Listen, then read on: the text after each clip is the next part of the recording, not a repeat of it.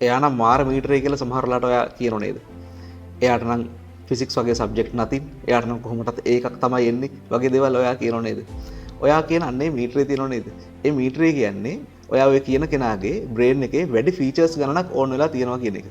ඒ කියන්නේ biological brain එක ගත්තොත් මේ බ්‍රේන් එකේ සමහර අයගේ ඕන් වෙලා තියෙන ෆීචර්ස් සමහර අයට ඕන් වෙලා නැහැ. ඔන්නෝක තමයි ප්‍රශ්නේ තියෙන්නේ. වැඩි ෆීචර්ස් ගණනක් ඕන් වෙලා තියෙනවා නම් ඔයා කියනවා අන්න යාට මීටරයක් කියලා. වැදගත්ම දේ තමයි මෙන්න මේ ෆීචර්ස් ඕන් වෙනවා කියන එක මේ උපදින්න කලින් මව් කුසේදී හෝ එතනින් ඊට කලින් ඇති වෙන එකක් නෙවෙයි. මේ ෆීචර්ස් ඕන් වෙන්නේ අපි ඉපදුනාට පස්සේ. වැදගත්ම දේ. එතකොට ඔයාටත් පුළුවන් මෙන්න මේ විදිහට මේ ෆීචර් එක ඕන් කරගන්න. මීටරයක් වෙන්න. කොහොමද එහෙම කරන්නේ?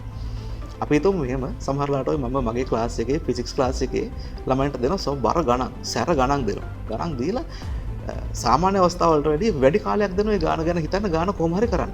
එතකොට මොකද කරන්නේ? මේක උනන්දු ළමයි මේ ගාන ගැන දීර්ඝ වශයෙන් හිතනවා, සැරට හිතනවා, ගිහින් අන්නර එක්තරා අවස්ථාවකට එනවා ඒ කොහොමද එයා ප්‍රශ්නය වෙනුවෙන් එයාගේ බ්‍රේන් එක කන්සන්ට්‍රේට් කරලා එයාගේ තින්කින් එක උඩරිමට ගිහිල්ලා හැරෙන අවස්ථාවක් එනවා.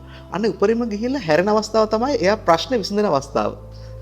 අන්න ඒ අවස්ථාවේදී එයාගේ බ්‍රේන් එකේ අන්නර කියන ෆීචර් එක ඕන් වෙනවා. මේ වැඩේ හරියට නොදන්න අය සමහර වෙලාවට කරන දෙයක් තමයි ගුරුවරු මේ ළමයි ඒ වගේ අවස්ථාවකට එන්න කලින් ඒ කියන්නේ ගානක් ගැන හිතලා ඒ ගානේ පීක් එකට එන්න කලින් පුතා ඔහොම නෙවෙයි ගාන හදන්නේ මෙහෙමයි කියලා දෙනවා. ඒ කියන්නේ එයාගේ ෆීචර් එක කවදාවත් ඕන් වෙන්නේ නැහැ.